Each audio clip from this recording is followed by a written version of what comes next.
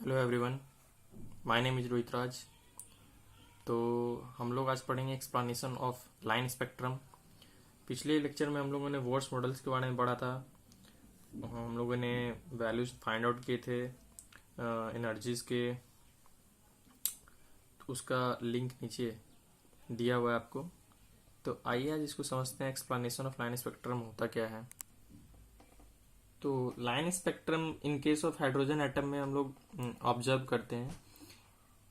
It is observe in case of hydrogen atom because, अब लोग hydrogen atom ही क्यों लेते हैं? Because it has a simplest line spectrum. क्योंकि अगर हम लोग ज्यादा से ज्यादा हैवी एटम्स को लेंगे तो उसका जो लाइन स्पेक्ट्रम बनेगा वो बहुत ही कॉम्प्लेक्स होगा। क्योंकि if it becomes more and more complex in case of heavy atom, इसलिए वोर्ड्स मॉडल ऑफ हाइड्रोजन एटम्स को हम लोग यहाँ पे ऑब्जर्व करते हैं। इसमें होता क्या है कि if an electron absorb radiation energy moves from orbit of smaller quantum number to higher quantum number.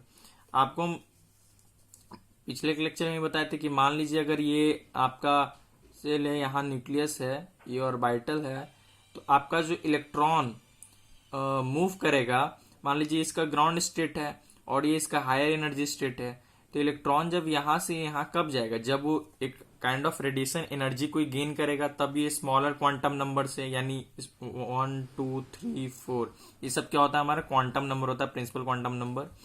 तो यहाँ अपने ग्राउंड स्टेट से लोअर स्टेट से क्या होगा? हायर क्वांटम नंबर, यानी हायर एनर्जी स्टेट में जाएगा। बट यहाँ पे स्टेबल नहीं होगा। तो यहाँ पे अगर स्टेबल नहीं होगा तो क्या होगा? वापस अपने स्टेबल स्टेट में आना चाहेगा, यानी वापस अपने हायर एनर्जी स्टेट से लोअर एनर्जी स्टेट में वापस आना चाहेगा। तो जब वो हायर एनर्जी स्टेट से लोअर एनर्जी स्टेट में आएगा तब क्या होगा? वो रेडिएटिंग एनर्जी, मतलब एनर्जी को रेडिएट करेगा in the form of radiation wavelength और इलेक्ट्रोमैग्नेटिक के वेव्स। उसी को क्या बोलते हैं हम लोग? इमिशन स्पेक्ट्रम बोलते हैं। मतलब जैसे कि पहले लोअर स्टेट से हायर स्टेट गया एनर्जी गेन करके, बट वहां पे स्टेबल फील नहीं किया, क्योंकि स्टेबल वो हमेशा ग्राउंड स्टेट में करता है इलेक्ट्रॉन, यहाँ पे स्टेबिलिटी ज्यादा होती है। तो वहां से जब यहाँ वापस आएगा तो एक काइंड ऑफ एनर्जी रेडिएट करेगा in the form of radiation wavelength, जिसको हम लोग इलेक्ट्रोमैग्नेटिक वेव्स बोलते हैं। वही चीज क्या कहलाता है? हमारा इमिशन स्पेक्ट्रम। ओके, तो वही जो एनर्जी गैप होता है हम लोग वहां उसको निकालेंगे। क्या होता है? Delta is equal to E final minus initial, मतलब एक इनिशियल स्टेज और फाइनल जहां हायर एनर्जी स्टेट में जब जा रहा है। तो एनर्जी का फॉर्मूला हम लोग जानते हैं, E is equal to S C by lambda. E क्या होता है? यहाँ एनर्जी ऑफ वेव होता है, C speed of light, lambda wavelength and H Planck's constant. ठीक है, तो यहाँ पे वैल्यू पुट करते हैं, डेली को मान एस सी बाई लेमडा। और ये हम लोग एनर्जी का वैल्यू पिछले क्लास में फाइंड आउट कर चुके हैं कि -13.6 into Z square by N square higher के लिए, प्लस माइनस माइनस यहाँ क्या हो जाएगा? ये प्लस हो जाएगा। 13.6 into Z square by N square. जब इसको सॉल्व कर रहे हैं तो क्या किए? यहाँ पे आपका ऊपर नीचे इसमें क्या किए? एच से मल्टीप्लाई एंड डिवाइड कर दिए। तो ठीक है, तो यहां से क्या हुआ? एच जब कॉमन लिए तो एच एच कैंसिल आउट हो गया, यहां से सी बाई लेमडा बचा, यहां से 1 by -13.6 H C Z square यहाँ पे कॉमन ले लिए हम लोग दोनों में। तो यहाँ अंदर में क्या बचा? 1 by N F square minus 1 by N I square.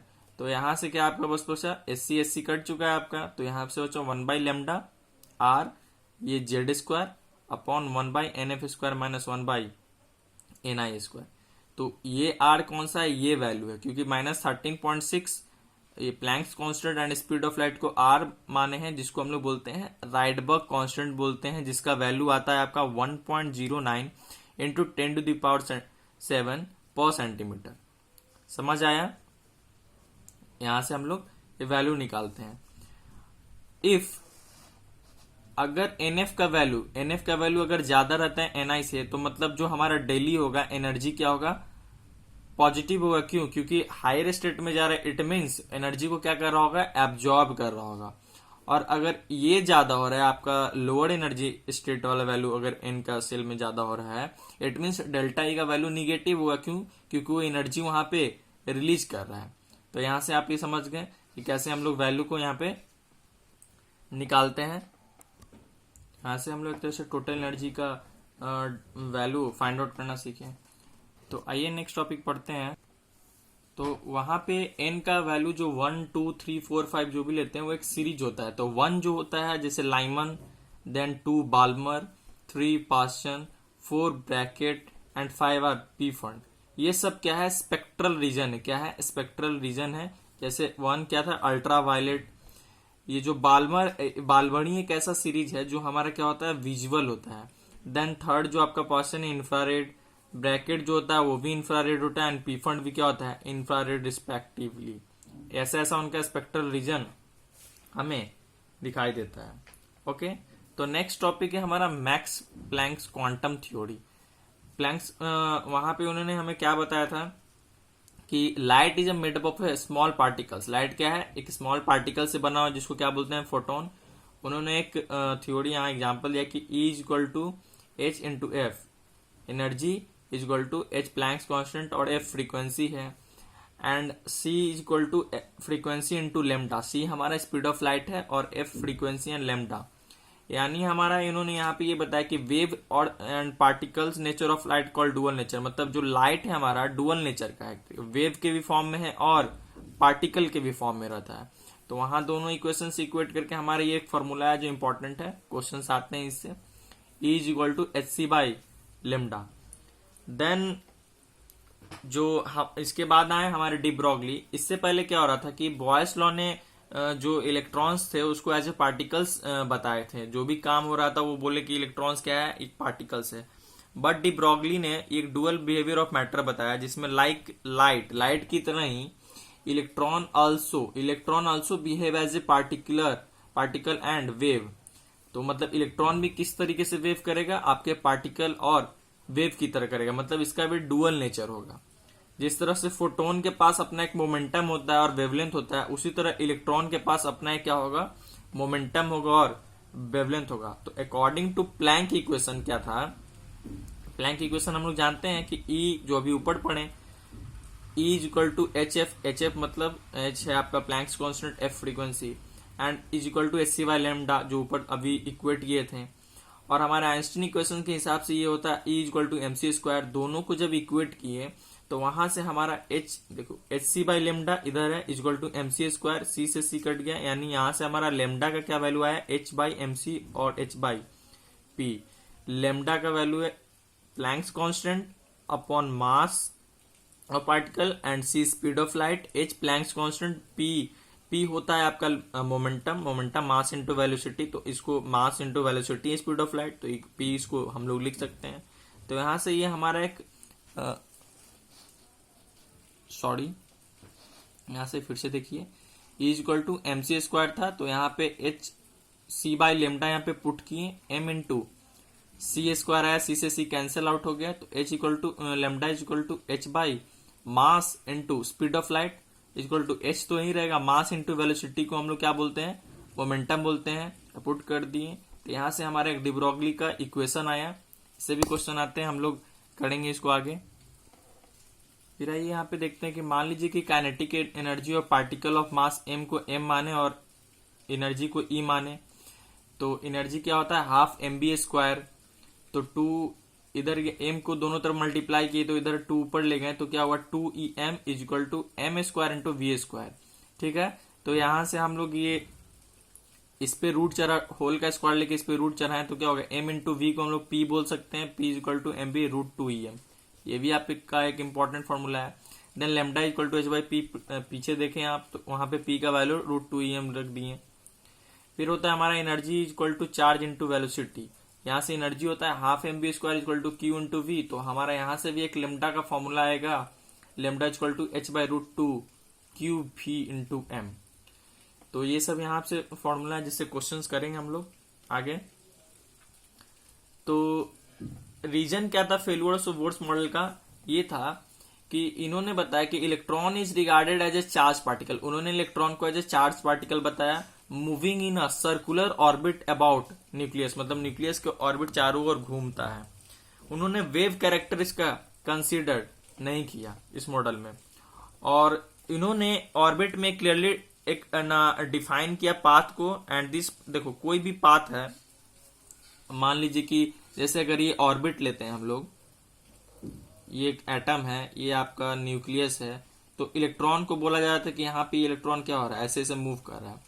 तो इन्होंने ये चीज, अगर इलेक्ट्रॉन मूव कर रहा है एक डिफाइंड पाथ पे, उन्होंने जैसा बोला, तो अगर वो डिफाइंड पाथ पे मूव कर रहा है तो उसका पोजीशन भी एक डिफाइंड होगा, वेलोसिटी भी कुछ होगा।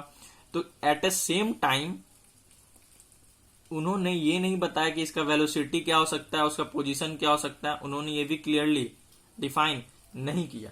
तो आने वाले वोट्स मॉडल में, वो वोट्स मॉडल क्या था, एक तरीके से आपका डुअल बिहेवियर ऑफ मैटर तो इग्नोर हुआ ही, डुअल बिहेवियर को एक्सेप्ट नहीं कर पाया, और हाइसेनबर्ग अनसर्टेनिटी प्रिंसिपल को भी उन लोग कॉन्ट्रैडिक्ट कर गए, क्योंकि हाइसेनबर्ग अनसर्टेनिटी प्रिंसिपल जो बताए थे उसको हम लोग पढ़ते हैं, उसके बाद आपको हम बताते हैं क्या होता है।